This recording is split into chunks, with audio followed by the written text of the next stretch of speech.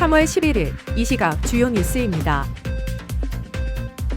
고윤철 부총리는 정부와 한국, 은행이 긴급 바이백과 국고채, 단순 매입 등 추가 시장 안정 조치를 적기 실시하고 추경을 포함한 모든 정책 수단을 활용해 중동 상황의 경제 영향을 최소화하겠다고 밝혔습니다.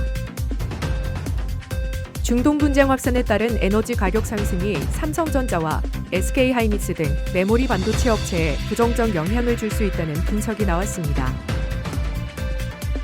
당정은 농협 주맘회내에 반복되는 부패와 비리를 근절하기 위해 고강도 개혁을 시행합니다. 삼성전자는 이재용 회장의 사법 리스크 해소와 함께 8년 만에 본격적인 대형 인수합병을 재개했습니다. 정부는 중동 정세 불안으로 인한 유가 상승에 대응하기 위해 경유 유가 연동 보조금을 4월까지 2개월 연장한다고 밝혔습니다. 고윤철 부총리 겸 기획재정부 장관은 11일 비상경제장관 회의에서 정부와 한국, 은행이 긴밀히 공조해 긴급 바이백과 국고채, 단순 매입 등 추가 시장 안정 조치를 적기 실시하겠다고 밝혔습니다. 기존에 마련된 100조 원 이상의 시장 안정 프로그램을 필요시 확대하고 중동 상황이 민생과 경제에 미칠 영향을 최소화하기 위해 추가 경정 예산을 포함한 모든 정책 수단을 활용할 계획입니다. 고유가에 따른 민생 안정을 위해 유류세 인하를 검토하고 화물차와 버스, 택시 등에 대한 유가연동 보조금을 한시 상향하겠다고 강조했습니다. 또한 석유 가격 최고 가격제를 금주 중 시행하고 매점 매석 행위 금지 고시 제정을 통해 사재기와 판매 기피 행위를 방지할 방침입니다. 구 부총리는 위기 상황을 틈탄 사익 편취에 대해서는 무관용 원칙하에 엄단하고 가짜뉴스 유포와 시세 조정 등 금융시장 교란 행위를 면밀히 감시하겠다고 덧붙였습니다. 이와 함께 기금형 퇴직연금 도입을 위한 구체적 방안을 7월까지 확정하고 인공지능과 탈탄소화 등 산업구조 전환에 대비한 최초의 고용 안정 기본 계획을 6월까지 수립할 계획입니다. 중동 분쟁 확산으로 인한 에너지 가격 상승이 삼성전자와 SK하이닉스 같은 메모리 반도체 업체에 부정적인 영향을 미칠 전망입니다.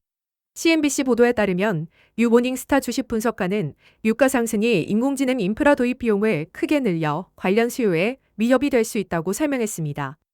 에너지 비용 상승은 반도체 산업의 비용 구조에 큰 영향을 주며 이로 인해 AI 메모리 칩 수요가 감소할 가능성도 제기됐습니다.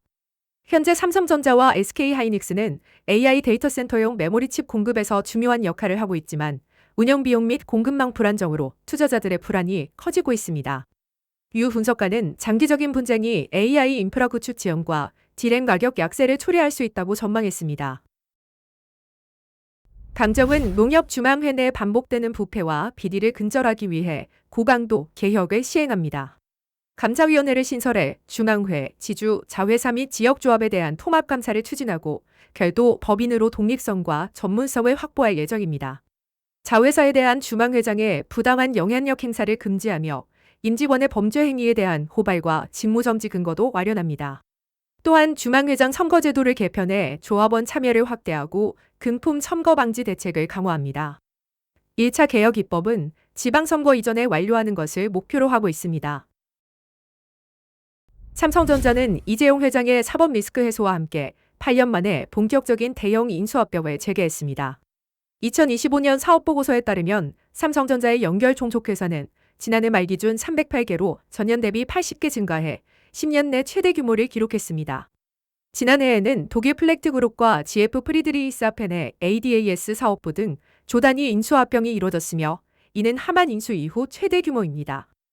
이재용 회장의 무죄 판결 확정으로 경영 불확실성이 해소되면서 삼성전자는 AI 인프라와 디지털 헬스케어 등 미래 성장 산업에 대한 공격적인 투자에 적극 나서고 있습니다.